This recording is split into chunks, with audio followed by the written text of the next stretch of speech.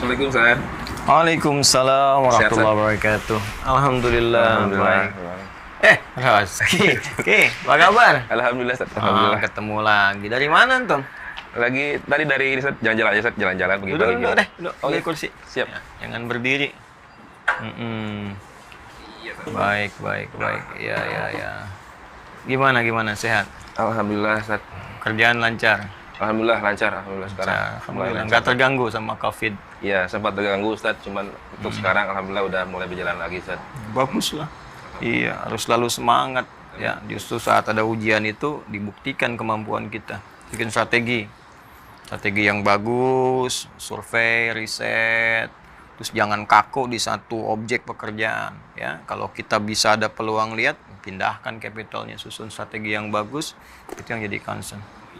Gimana? Ada yang mau dikabarkan? Ini Ustaz mau menyampaikan ada pertanyaan Ustaz di kolom komentar.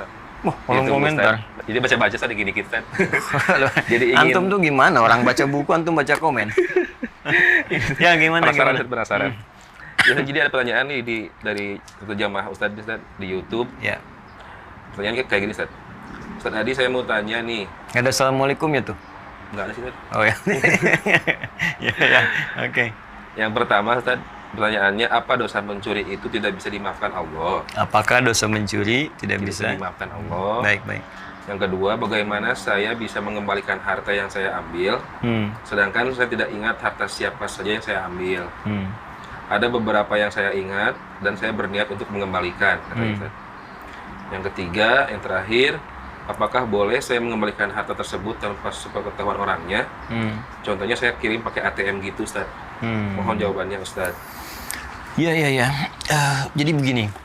Pertama kita mesti bersyukur dulu kepada Allah Subhanahu wa taala bahwa ada satu dari sekian hamba Allah yang berkenan diberikan hidayah oleh Allah yang jalannya melalui pertanyaan tadi.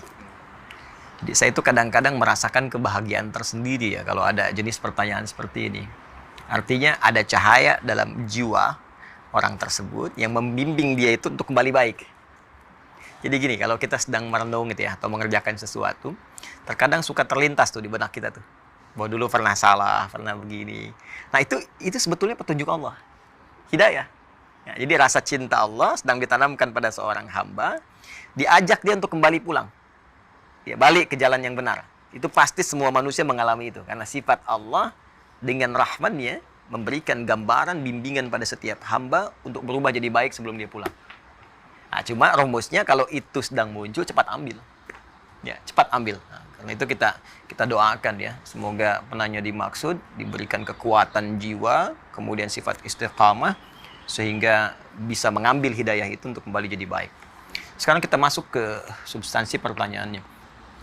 Tidak ada dosa yang tidak diampuni. Kalau orang tersebut mau bertobat kepada Allah sebelum ia wafat. Ya, bahkan dosa yang termasuk dosa besar pun, tingkat paling tinggi. Ya, pembunuhan, ya, zina misalnya. Itu sampai turun Quran surah ke-39 ayat 53. Ya, kata Allah, "Qul ya ibadiyalladzina asrafu ala anfusihim la taqnatu min rahmatillah." Ya, katakan Muhammad SAW pada hamba-hambaku. Masih disebut hamba, Ki. Masih diaku oleh Allah tuh. Pada hamba-hambaku yang pernah berbuat dosa israf. Israf itu udah berlebihan lah. Ya, kayak orang ke pernikahan, prasmanan, orang makan sekali, dia 10 kali. Itu israf namanya. Ya, berkali-kali itu.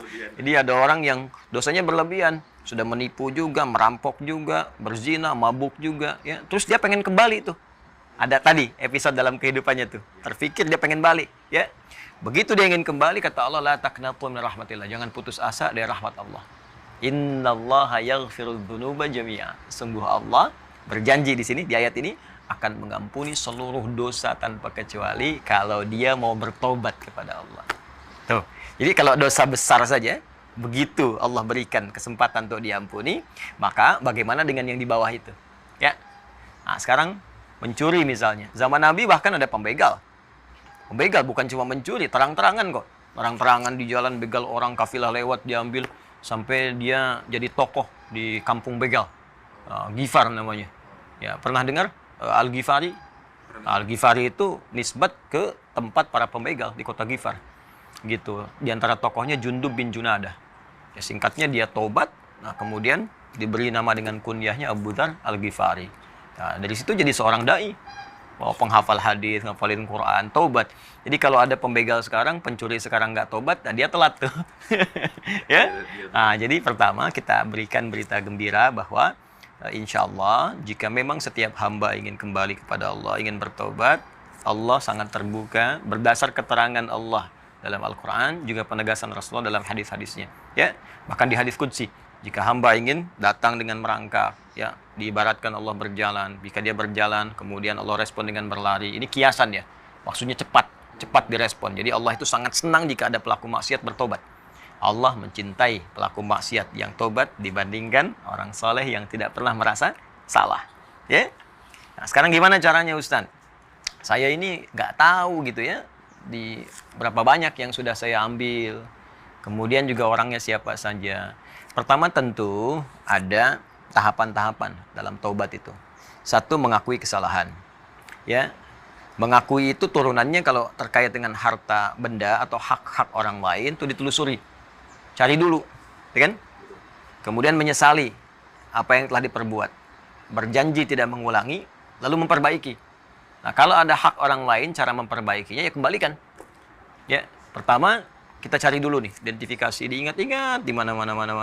Kalau memang pahit-pahitnya sudah sama sekali tak bisa ditemukan, maka di antara jalan menggantinya kata para ulama bisa dengan bersedekah, diniatkan sedekah itu mengganti harta orang-orang yang pernah diambil itu. Dan pahalanya diniatkan dialirkan pada orang yang dimaksudkan. Jadi kita mencoba untuk bersedekah, misalnya ke anak yatim, gitu kan?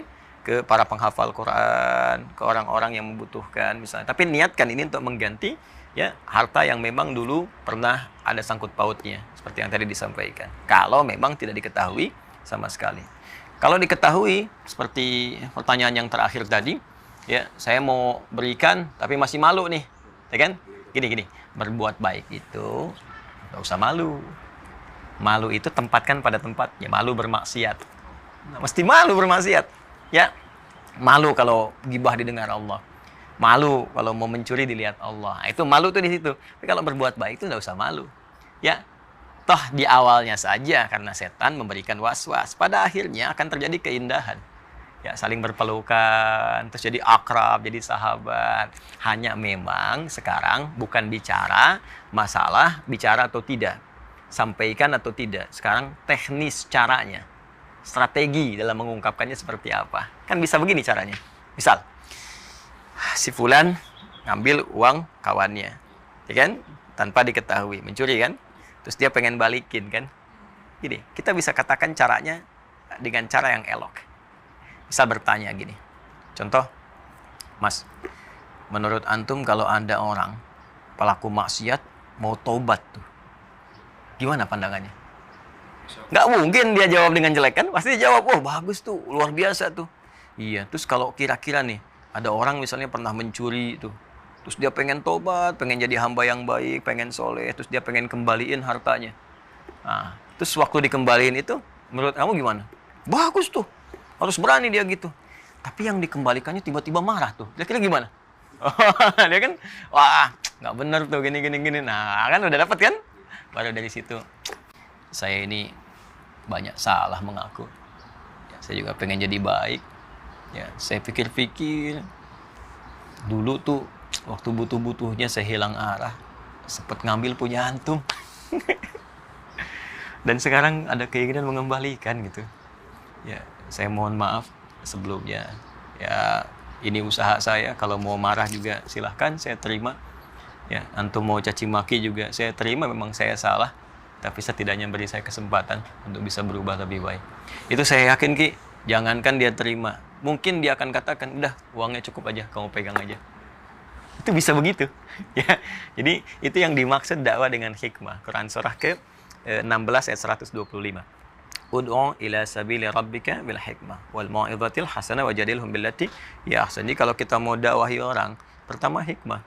Cari kata-kata yang baik, yang kira-kira jadi jalan keluar. Nah, itu jembatan. Ya, itu jembatan. Baik, kecuali kalau memang pahit-pahitnya ya sulit, kondisinya beda, tidak sama misalnya, ya kondisinya lain, orangnya banyak amarah, murka, atau yang dicurinya lagi kepala gembong pencurian lagi misalnya, yang kalau bicara belum apa-apa sudah ada membahayakan nyawa, kalau yang seperti itu ya bisalah setidaknya dikembalikan, walaupun tanpa harus memberitahu, ya dalam kondisi-kondisi tertentu. Jadi di sini ada timbangan ya. Ya, jadi ada timbangan fikih muwazanah yang juga aulawiyah prioritas ditimbang. Kira-kira kalau kita sampaikan terbuka resikonya tinggi tidak, itu kan? Ada bahaya terhadap nyawa tidak, ada mengancam pada yang lain lagi atau tidak, ya. Nah, itu yang ditimbang sehingga mendapatkan solusi di situ. Saya kira demikian insyaallah. Mudah-mudahan kita doakan beliau dilancarkan rezekinya yang halal, kemudian diberikan jalan untuk berubah oleh Allah dan istiqamah, dan segera menyelesaikan itu sebelum wafat, dan semoga Allah berikan kita juga hidayah untuk bisa berbuat lebih baik dalam kehidupan. Ya, udah sarapan lu, udah sarapan belum? Belum, Ted. Kamu mah memang kesini buat sarapan kayaknya, bukan buat nanya. Alhamdulillah nih. Iya, Ted, ya, aja, Ted. ayo silakan. Iya, makasih. Minumnya Iya, belum ada Ted. nih. Ya. Iya. Masya Syukur, Allah. Ted. Ya, alhamdulillah. Baik ya. Iya. Alhamdulillah. Itu coba